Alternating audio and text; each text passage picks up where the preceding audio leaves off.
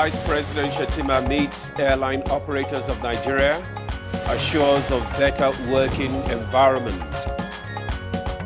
We're going to have a follow-up meeting immediately and get back to him. He's giving us by Monday to have some concrete outcomes. President Tinubu assents to National Center for Control of Small Arms and Light Weapons Bill. The illegal flow of small arms and light weapons has devastating the consequences, fueling violence, instability, and insecurity.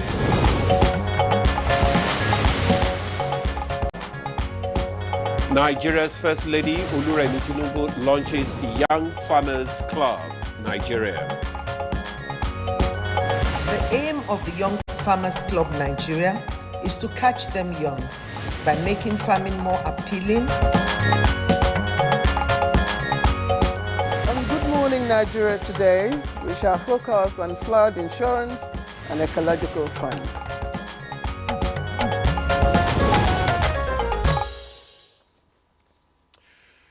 Flood insurance provides financial protection against flood-related damages to properties and infrastructure. Flood insurance remains low in Nigeria, with less than 1% of properties insured against floods. Absolutely, Demola, and I'm sure you know why that it's so, our attitude with insurance. But specifically to flood insurance, experts have enumerated a number of challenges, including lack of awareness, limited availability of the insurance products themselves, a high premium, and inadequate data and flood risks. Now, this is some of the challenges that, of course, those applying for insurance in Nigeria will have to confront. Yeah, Claire, one question that is begging for answer is why, despite predictions and flood alerts by NIMET and NISA, flood is still ravaging states. Absolutely. We've heard, of course, we're still dealing with the experience in Maiduguri and other parts of the country, and that's not the only issue. We're talking about also the ecological fund, which is in place. Ecological funds, of course, is a pool of funds that was established in 1981, specifically to address issues of ecological challenges nationwide, and flooding, of course, is one of those.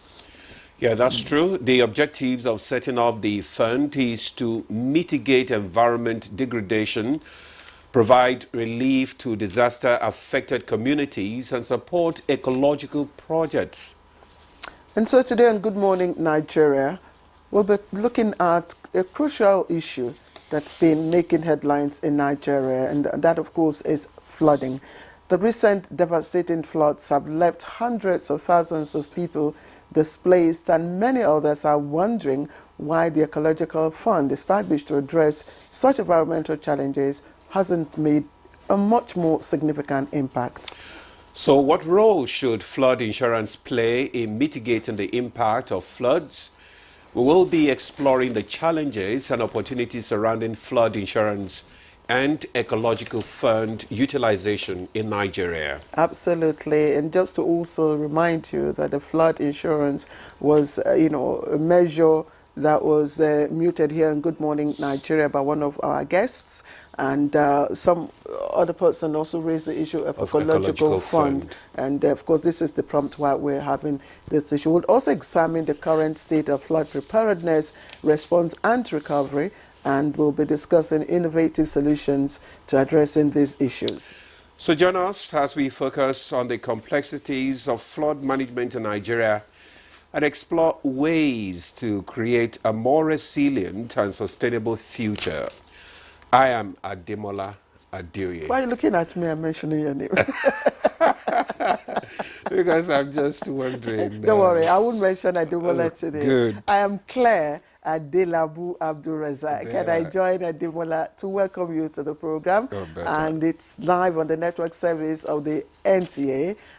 Much later, Chukwudi Baja, alias Chucks the Boy, will join us. But how did you make it to the studio this morning? The rain is heavy. Of course, even last night, all through last night. Well, somehow we will have to get to work and that's of course our calling, Demola. We have no choice. You are lucky you live here No, in the don't go on the there. highbrow. Those of us who live on the MNJ, But I pay the price for it. district. That's the Yanyamara Bakaru district. We are the ones that are bearing the brunt We of pay the for heavy it rains, as well. of the heavy rains. But anyway, if we pay our tax and the taxes are utilized adequately, I mean, we would all benefit from. Claire, let's go to the news. Yeah, you digressed. All right. As I was saying earlier on, Chukwudioke Lugwaja will be joining us much later for the newspaper review. And after that, of course, we will get, before that, we'll be joining Dennis Adekunloye for highlights of the morning news. And Dennis is just watching us. Dennis, we came together this morning.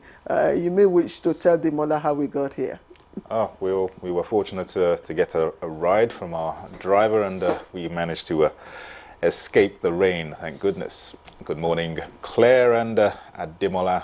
Here is the morning news. Good morning, Nigeria.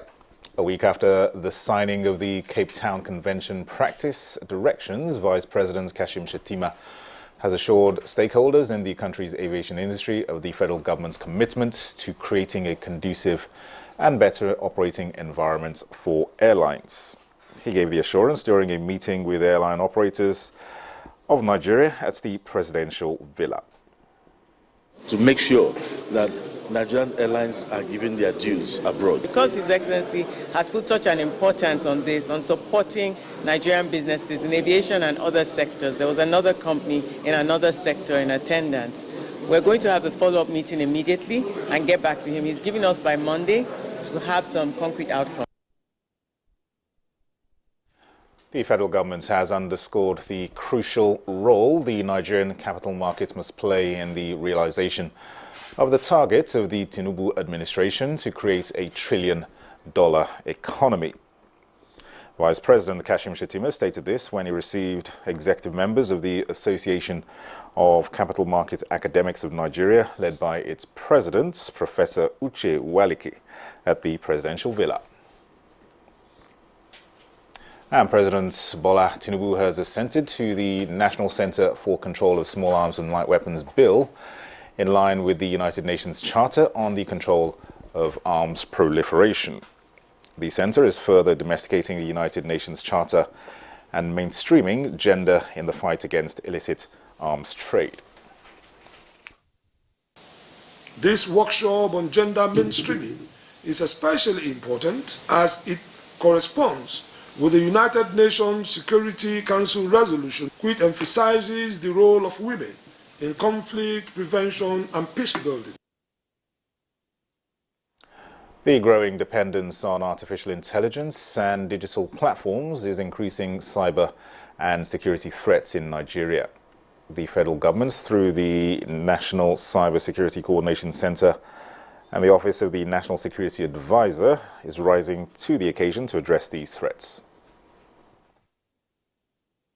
What we intend to do is to bring to ground from all stakeholders to understand that cybersecurity is important, that you must build defenses, and that you must collaborate in building those defenses. We will be looking at what are the futures of this AI, what can we do with AI, how do we also protect ourselves against AI. The federal government has issued a high alert to states close to the River Benue system, effective Tuesday, September 17th, 2024. This warning comes as Cameroon's Lagdo Dam authorities begin releasing water at a rate of 100 cubic meters per second, expected to increase to 1,000 cubic meters per second within the next 7 days. The affected states are Adamawa, Taraba, Benue, Nasarawa, Kogi, Edo, Delta, Anambra, Bayelsa, Cross River, and Rivers. According to Umar Ibrahim Mohammed, Director General of the Nigeria Hydrological Services Agency, says these states should heighten vigilance and implement measures to mitigate potential flooding impacts. The agency will closely monitor water levels across major rivers and provide regular updates to prevent flood disasters. Meanwhile, residents in affected areas should be prepared for possible flooding as the identified states are potentially vulnerable. Farming is not just an occupation, but a way of life which can create employment opportunities for Nigeria's teeming youth population, help diversify the economy and guarantee food security, especially with more hands and the right tools. First Lady Oluremi Tinubu stated this during the official launch of the Young Farmers Club Nigeria by the Renewed Hope Initiative in collaboration with the Federal Ministry of Agriculture and Food Security. The aim of the Young Farmers Club Nigeria is to catch them young by making farming more appealing to our pupils and students. We are not just teaching them how to farm, we are also nurturing a generation that will transform our agricultural landscape. Well, those are the highlights of the news at this time. Good Morning Nigeria continues with Ademola and Claire after this commercial break. Please don't go away.